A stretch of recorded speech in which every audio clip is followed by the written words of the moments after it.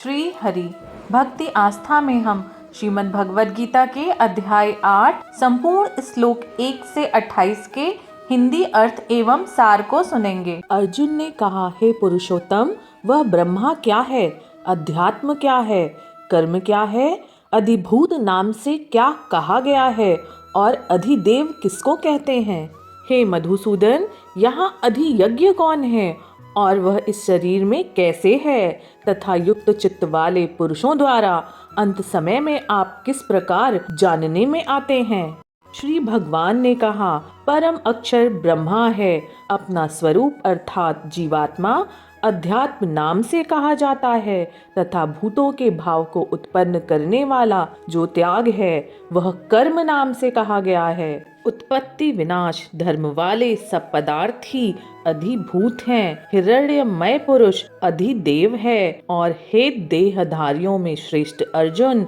इस शरीर में मैं वासुदेव ही अंतर्यामी रूप से अधियज्ञ हूँ। जो पुरुष अंत काल में मुझको ही स्मरण करता हुआ शरीर को त्याग कर जाता है वह मेरे साक्षात स्वरूप को ही प्राप्त होता है, इसमें कुछ भी संशय नहीं है। हे कुंती पुत्र अर्जुन, यह मनुष्य अंत काल में जिस जिस भी भाव को स्मरण करता हुआ शरीर का त्याग करता है उसको ही प्राप्त होता है, क्योंकि वह सदा उसी भाव से भावित रहता है। इसीलिए हे अर्जुन, तू सब समय में निरंतर मेरा स्मरण कर और युद्ध भी कर। इस प्रकार मुझ में अर्पण किए हुए मन और बुद्धि से युक्त होकर तू निसंदेह मुझको ही प्राप्त करेगा। हे पार्थ, यह नियम है कि परमेश्वर के ध्यान के अभ्यास रूप योग से युक्त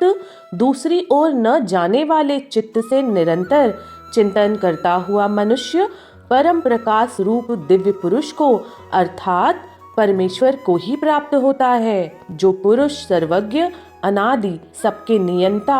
सूक्ष्म से भी अति सूक्ष्म सबके धारण पोषण करने वाले अचिंत्य स्वरूप सूर्य के सदृश नित्य चेतन प्रकाश स्वरूप और अविद्या से अति परे शुद्ध सच्चिदानंद घन परमेश्वर का स्मरण करता है, वह भक्ति युक्त पुरुष अंत काल में भी योग बल से भ्रुकुटी के मध्य में प्राण को अच्छी प्रकार स्थापित करके फिर निश्चल मन से स्मरण करता हुआ उस दिव्य रूप परम पुरुष परमात्मा को ही प्राप्त होता है। वेद को जानने वाले विद्वान जिस सच्चिदानंद घन रूप परम पद को अविनाशी कहते हैं, आसक्ति रहित यंत्रशील सन्यासी महात्मा जन जिसमें प्रवेश करते हैं और जिस परम पद को चाहने वाले ब्रह्मचारी लोग ब्रह्मचर्य का आचरण करते हैं, उस परम पद को मैं तेरे लिए संक्षेप से कहूँगा। सब इंद्रियों के द्वारों को रोककर तथा मन को हृदय में स्थित करके फिर उस जीते हुए मन के द्वारा प्राणों को मस्तक में स्थापित करके परमात्मा संबंधी योग धारणा में स्थित हो।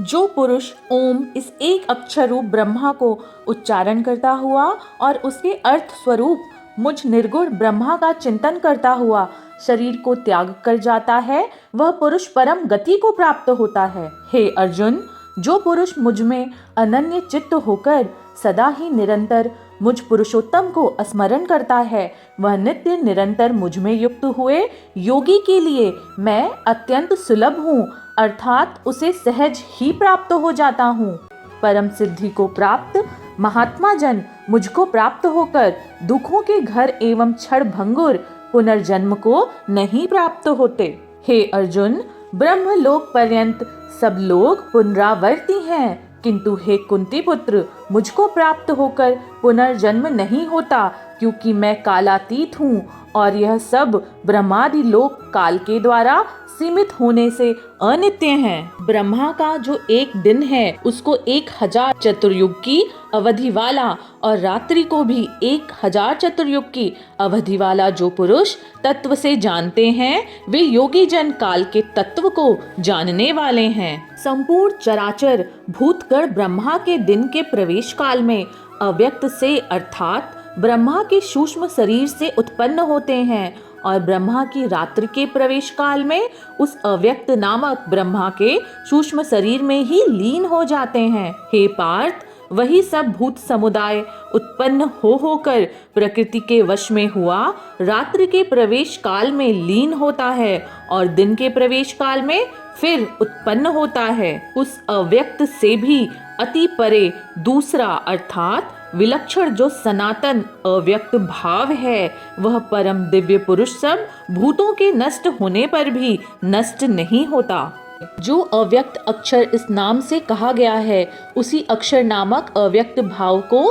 परम गति कहते हैं तथा जिस सनातन अव्यक्त भाव को प्राप्त होकर मनुष्य वापस नहीं आते, वह मेरा परम धाम है। हे पार्थ, जिस परमात्मा के अंतर्गत सर्वभूत है और जिस सच्चिदानंद घन परमात्मा से यह समस्त जगत परिपूर्ण है, वह सनातन अव्यक्त परम पुरुष तो अनन्य भक्ति से ही प्राप्त होने के योग्य है। हे अर्जुन, जिस काल में शरीर त्याग कर गए हुए योगी जन तो वापस न लौटने वाली गति को और जिस काल में गए हुए वापस लौटने वाले गति को ही प्राप्त होते हैं, उस काल को अर्थात दोनों मार्गों को मैं कहूँगा। जिस मार्ग में ज्योतिर्मय अग्नि अभिमानी देवता हैं, दिन का अभिमानी देवता है, शुक्ल पक्ष का अभिमानी देवता है और उत्तरायण के 6 महीनों का भी अभिमानी देवता है, उस मार्ग में मरकर गए हुए ब्रह्मवेता योगी जन उपयुक्त देवताओं द्वारा क्रम से ले जाए जाकर ब्रह्मा को प्राप्त होते हैं। जिस मार्ग में धूमाभिमानी देवता हैं, रात्र अभिमानी देवता हैं तथा कृष्ण पक्ष अभिमानी देवता हैं और दक्षिणायन के 6 महीनों के अभिमानी देवता हैं, उस मार्ग में मरकर गया हुआ सकाम कर्म करने वाला योगी उपयुक्त देवताओं द्वारा क्रम क्रम से ले गया हुआ चंद्रमा की ज्योति को प्राप्त होकर स्वर्ग में अपने शुभ कर्मों का फल भोगकर वापस आता है। क्योंकि जगत के ये 2 प्रकार के शुक्ल और कृष्ण अर्थात देवयान और पितृयान मार्ग सनातन माने गए हैं। इनमें एक के द्वारा गया हुआ जिससे वापस नहीं लौटना पड़ता, उस परम गति को प्राप्त होता है और दूसरे के द्वारा गया हुआ फिर वापस आता है अर्थात जन्म और मृत्यु को प्राप्त होता है। हे पार्थ, इस प्रकार इन दोनों मार्गों को तत्व से जानकर कोई भी योगी मोहित नहीं होता। इस कारण हे अर्जुन, तू सब काल में समबुद्धि रूप योग से युक्त हो अर्थात निरंतर मेरी प्राप्ति के लिए साधन करने वाला हो। योगी पुरुष इस रहस्य को तत्व से जानकर वेदों के पढ़ने में तथा यज्ञ तप और दान आदि के करने में जो पुण्य फल प्राप्त करते हैं, उन सबको निसंदेह उल्लंघन कर जाते हैं और सनातन परम पद को प्राप्त होता है। श्रीमद् भगवद गीता के अध्याय 8 के संपूर्ण श्लोकों के सार अर्थ में भगवान श्री कृष्ण अर्जुन से कहते हैं कि जिस परमात्मा के अंतर्गत सभी भूत हैं, जिस सच्चिदानंद घन परमात्मा से यह समस्त जगत परिपूर्ण है, वह सनातन और अव्यक्त परमपिता परमात्मा सभी भक्तों को अनन्य भक्ति से ही प्राप्त होते हैं। परंतु अनन्य भक्ति से जो साधक इस परमपिता परमात्मा को पूजते हैं और अपने कर्मों को करते हैं, वह कभी इस जन्म मृत्यु के चक्र में वापस नहीं लौटते। परंतु जिनके कर्म शेष रह गए हैं या जो अपने कर्मों को करते हुए मोह या आसक्ति को प्राप्त होते हैं, उनको फिर जन्म मृत्यु को वापस प्राप्त होना पड़ता है। परंतु श्री भगवान का निष्काम अनन्य भक्त जन्म और मृत्यु के संसार चक्र में दोबारा नहीं फंसता, वह भगवत प्राप्ति को प्राप्त होता है।